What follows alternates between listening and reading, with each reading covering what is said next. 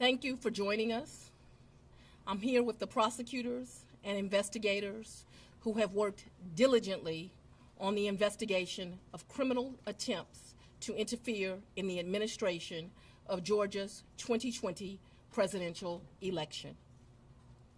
Today, based on information developed by that investigation, a Fulton County grand jury returned a true bill of indictment, charging 19 individuals with violations of Georgia law arising from a criminal conspiracy to overturn the results of the 2020 presidential election in this state.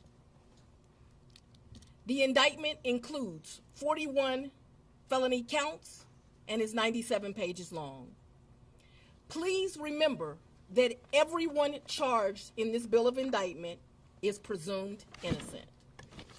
Specifically, the indictment brings felony charges against Donald John Trump, Rudolph William Louis Giuliani, John Charles Eastman, Mark Randall Meadows, John Cheeseborough, Jeffrey Clark, Jenna Lynn Ellis, Ray Stallings Smith III, Robert David Cheeley, Michael A. Roman, David James Schaefer, Sean Micah Tresher Steele, Stephen Cliffgard Lee, Harrison William Prescott Floyd, Travion C. Cootie, Sydney Catherine Powell, Kathleen Austin Latham, Scott Graham Hall, and Misty Hampton, also known as Emily Misty Hayes. Every individual charged in the indictment is charged with one count of violating Georgia's Racketeer, Influenced, and Corrupt Organizations Act through participation in a criminal enterprise in Fulton County, Georgia, and elsewhere to accomplish the illegal goal of allowing Donald J. Trump to seize the presidential term of office beginning on January 20th, 21. Specifically, the participants in association took various actions in Georgia and elsewhere to block the counting of the votes of the presidential electors who were certified as the winners of Georgia's 2020 general election. As you examine the indictment, you will see acts that are identified as overt acts and those that are identified as predicate acts, sometimes called acts of racketeering activity. Overt acts are not necessarily crimes under Georgia law in isolation, but are alleged to be acts taken in furtherance of the conspiracy. Many occurred in Georgia, and some occurred in other jurisdictions and are included because the grand jury believes they were part of the illegal effort to overturn the results of Georgia's 2020 presidential election. The acts identified as predicate acts or acts of racketeering activity are crimes that are alleged to have been committed in furtherance of the criminal enterprise. Acts of racketeering activity are also charged as separate counts in the indictment against those who are alleged to have committed them. All elections in our nation are administered by these states, which are given the responsibility of ensuring a fair process and an accurate counting of the votes. That includes elections for presidential electors, Congress, state officials, and local offices. The state's role in this process is essential to the functioning of our democracy. Georgia, like every state, has laws that allow those who believe that results of an election are wrong, whether because of intentional wrongdoing or unintentional error, to challenge those results in our state courts.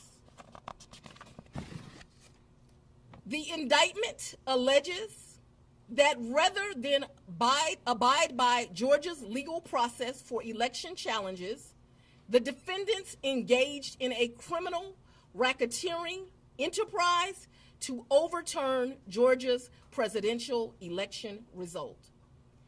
Subsequent to the indictment, as is the normal process in Georgia law, the grand jury issued arrest warrants for those who are charged.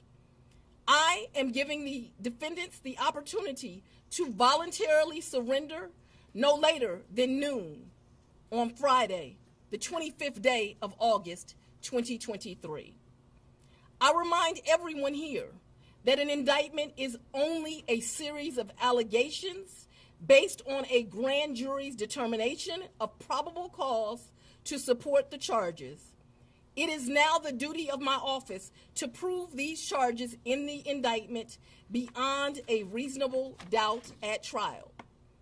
I would like to take a moment to thank the Superior Court Clerk, Shay Alexander, and her staff for staying late and making sure that this indictment was processed.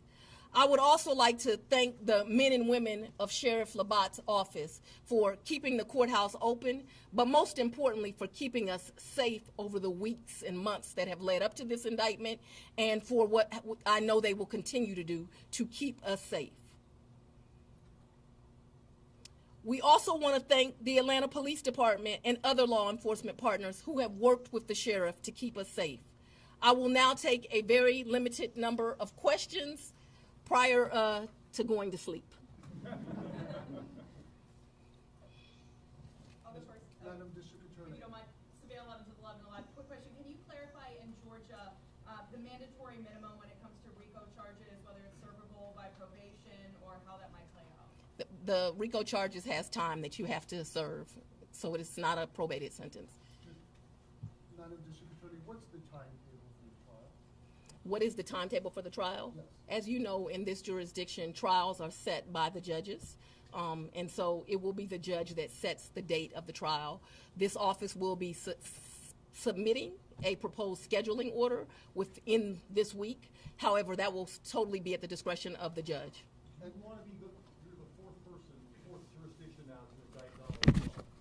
You would be the fourth one to try him, or could you move it up? You want to be the first to try him? I don't have any desire to be first or last. I want to try him and be respectful for our sovereign states. We do want to move this case along, and so we will be asking for a proposed order that occurs a trial date within the next 6 months. Madam District Attorney, earlier today there was a fictitious document, according to the Fulton County Clerk's Office, that was circulated online with charges against former President Donald Trump. That fictitious document matched exactly the charges that we now see in this indictment. Can you tell us more about that document leak?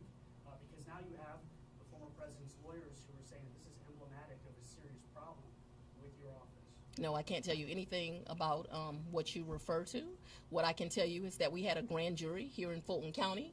They deliberated till almost 8 o'clock, if not right after 8 o'clock.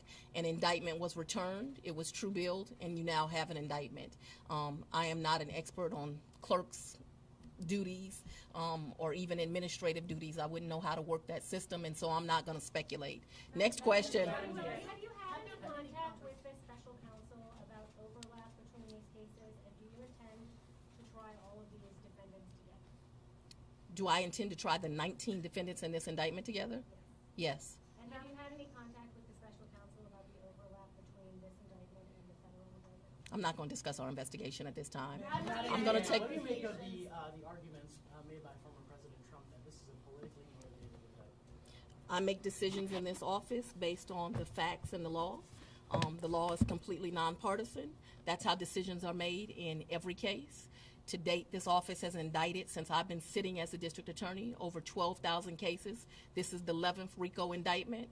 We followed the same process. We look at the facts, we look at the law, and we bring charges. Have there been conversations about the surrender?